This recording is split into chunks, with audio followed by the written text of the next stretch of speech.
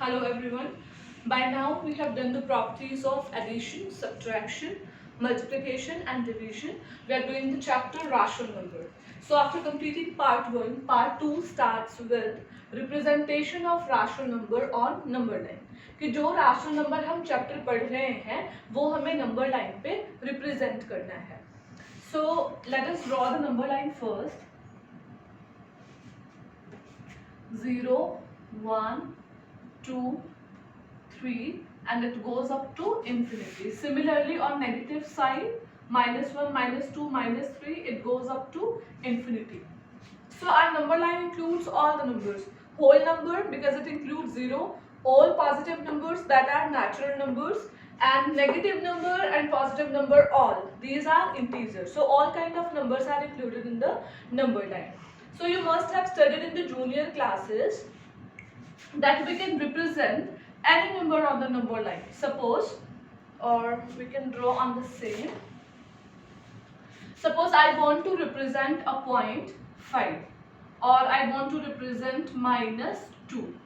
So you can see where is 5, 1, 2, 3, 4 will be here, 5 will be here. So there are two ways to represent. One, I can mark it like this, point A represent 5, or I can start with the 0, then move up to 5th, that is 5. तो ये point मैंने represent कर दिया है.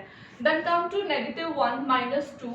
Again start with the 0 and move up to -2. So these were the simple representation that we used to do in the junior classes. But in senior classes now we have rational number, or we can say we have fractional numbers in which denominator is not equal to 0.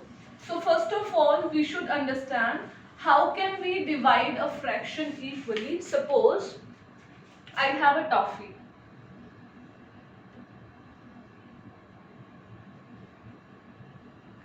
This is a toffee and we are 3 siblings, or we can say we are 3 friends. तो मुझे ये 3 friends में divide करनी है equally और एक ही toffee है. तो मैं क्या करूँगी, इसके 3 parts कर दूँगी.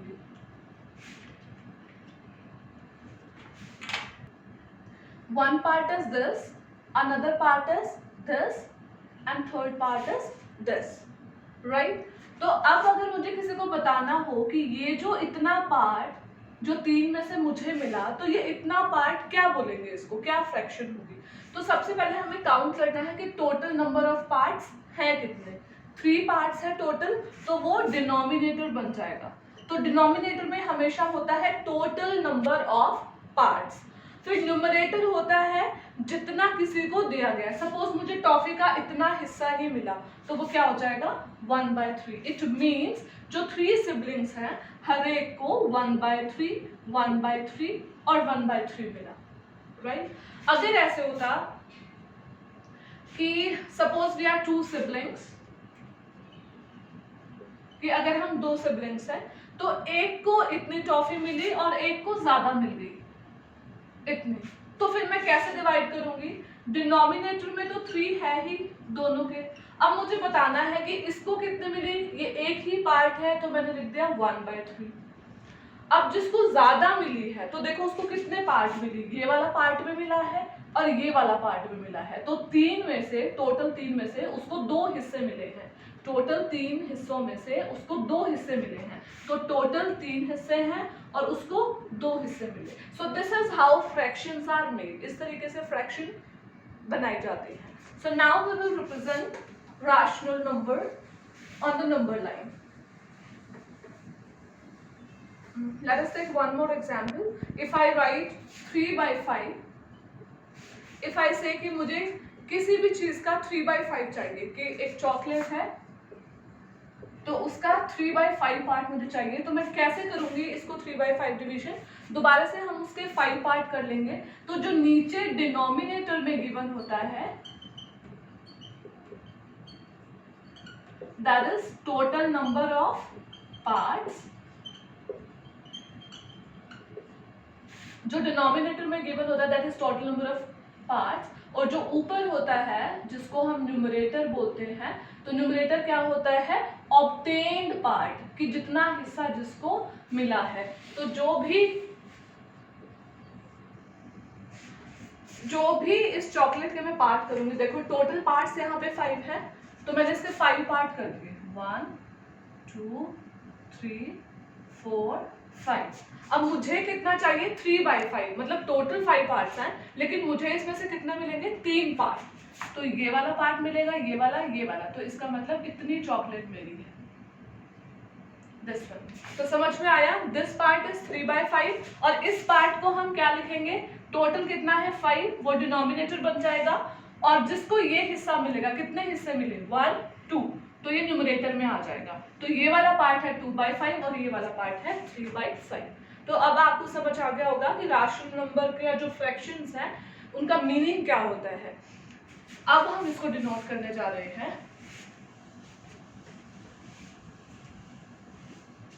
जो मैंने 3/5 अभी आपको चॉकलेट की फॉर्म में समझाया था, अब ये 3/5 मुझे नंबर लाइन पे रिप्रेजेंट करना है। So I will draw number line. I'll start with 0, right? तो अब सबसे पहले मुझे पता होना चाहिए कि क्योंकि डिनोमिनेटर 5 है तो टोटल नंबर ऑफ पार्ट्स मुझे इतने चाहिए, राइट? तो सबसे पहले हम क्या करना स्टार्ट करेंगे, 1/5, 2/5, 3/5, 4/5, 5/5। 5/5 पे आके हम स्टॉप कर सकते हैं। तो अब देखो हमें 3/5 तक जाना है। इसमें काउंटिंग हम 1 2 स्टार्ट नहीं करेंगे, 1 2 के साथ डिनोमिनेटर में हमें टोटल नंबर ऑफ पार्ट्स लेके चलना है, तभी वो हमारा राशनल नंबर काउंट होगा, ठीक है? तो 0 से हमें 3/5 तक जाना है। तो या तो मैं ऐसा कर सकती हूँ, इसको पॉइंट लगाया और ए दे दिया, तो ये मेरा डिनोट हो गया this number on the number line. Number line must have arrows on both the sides, क्योंकि जो नंबर्स हैं वो खत्म नहीं होते, वो चलते ही रहते हैं, राइट? और जो 0 वाला आप डिमार्केशन लगाओगे वो थोड़ा सा लॉन्ग होना चाहिए, ताकि पता लग जाए this is the positive side and this is the negative side. Okay, what is another way to represent, कि मैं यहाँ से 0 से स्टार्ट करूँ मूव करना और डैश डैश करते हुए 3/5 तक इसको लेके जाऊँ, तो यहाँ रिप्रेजेंट हो गया 3/5। ओके, अब अगर मुझे रिप्रेजेंट करना है 7/5, तो मैं क्या करूंगी कि टोटल पार्ट्स तो उसके 5 ही हैं, राइट? लेकिन मुझे उसमें से 7 मिले, तो इसका मतलब कुछ एक्स्ट्रा मिला है, 1 से ज्यादा, क्योंकि 5/5 पे अगर मैं 5/5 को सॉल्व करती हूँ तो कैंसिल करके देखो, 5 1 जा 5, 5 1 जा 5, 1/1 क्या होता है, 1। तो 5/5 पे 1 हो गया, 1 का मतलब है कि 1 जो चॉकलेट थी पूरी हो गई है। तो अगर 7/5 पे मुझे जाना है, तो 7/5 का मतलब क्या है कि एक चॉकलेट से और ज्यादा आई नीड, राइट? तो हम इस काउंटिंग को एज इट इज आगे लेके जाएंगे, 1/5, 2/5, 3/5, 4/5, 5/5, 6/5, 7/5, ऐसे करके हम इसको आगे एक्सटेंड करेंगे। तो here is my point B, or I can represent it like this, right? I can continue it up to anywhere, 8/5, 9/5, जब 10/5 आएगा तो 10/5 में क्या हो जाएगा, 5 1 जा 5, 5 2 जा 10, इसका मतलब 2 चॉकलेट पूरी हो गई, कि 5 पार्ट मिला के एक चॉकलेट है, 1 part, 2 part, 3 part, 4 part, 5 part, यहाँ पे एक चॉकलेट पूरी हो गई 5/5। दोबारा से पार्ट देना शुरू करेंगे, 1 part, 2 part, 3 part, 4 part, and space नहीं है यहाँ पे तो मैंने नीचे लिखा है 5 पार्ट। तो 5th पार्ट पे जब 5 पार्ट पूरे हो गए तो एक चॉकलेट दोबारा से यहाँ बन गई, ठीक है, 10/5 पे।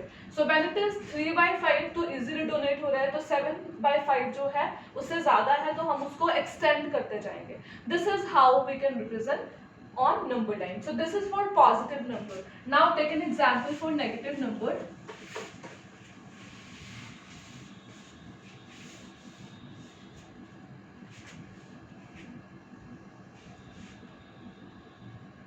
Zero. Suppose I want to denote minus 2/3. Minus 2/3.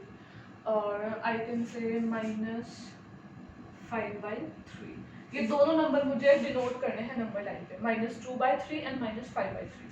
तो डिनोमिनेटर क्या बता रहा है कि एटलीस्ट इतने पार्ट तो होने ही चाहिए किसी भी चीज के। तो अब -2/3 है, मैं काउंटिंग कैसे शुरू करूंगी 1 से, 1/3, 2/3, so this is 1/3 minus this is 2/3 minus, so पहला नंबर मेरा -2/3 था, तो 0 से लेके मैं -2/3 पे आ गई। उसके बाद 5/3 है, सो -3/3। तो यहाँ पे देखो क्रॉस चेक हो रहा है क्योंकि डिनोमिनेटर 3 है, 3 हिस्से होने चाहिए। तो देखो एक हिस्सा यहाँ हो चुका है, सेकंड यहाँ पे और थर्ड यहाँ पे, तीनों हिस्से पूरे हो गए। तो 3/3 का मतलब क्या है, 3 को 3 से कैंसिल करेंगे तो क्या आ गया 1, कि पूरा का पूरा कंप्लीट हो गया। 1 का मतलब होता है एक पूरी चीज, उसको हम 1 से डिनोट करते हैं। 100% और 1 इट मीन्स कि कोई भी चीज कंप्लीट हो गई है। ओके, अब हम इससे चलेंगे, आगे चलेंगे, क्योंकि इसने बोला है -5/3 भी डिनोट करना है, कि 3 से ज्यादा, कि एक तो उसको पूरा मिल ही गया, अब इससे ज्यादा चाहिए, तो क्या होगा -4/3 -5/3, आगे भी चल सकते हैं -6/3। तो अब देखो मुझे दोबारा 0 से स्टार्ट करना है और कहां तक आना है -5/3 तक। अब कैसे क्रॉस चेक करोगे, -6/3 पे देखो, 3 1 सा 3, 3 2 सा 6, तो इसका मतलब यहाँ पे दो चीजें पूरी हो रही हैं। तो हर 3 पार्ट पे एक चीज पूरी हो रही है, यहाँ पे पूरा हो गया, दोबारा से 1 part is this, another part is this, third part is this, तो यहाँ पे भी पूरा हो गया। तो ऐसे हमारा क्रॉस चेक हो सकता है। वैसे दिस इज वेरी इजी कि अगर आप डायरेक्ट काउंट करके भी, काउंटिंग करके भी रिप्रेजेंट करते हो, क्रॉस चेक भी नहीं करते हो, नो प्रॉब्लम इन दैट, आपको सिर्फ रिप्रेजेंटेशन करना आना चाहिए। And do not forget to mark arrow on both the sides. So now you will do exercise 1.3 question number 1, in which 4 questions are given and you will denote all those 4 questions on the number line. Thank you.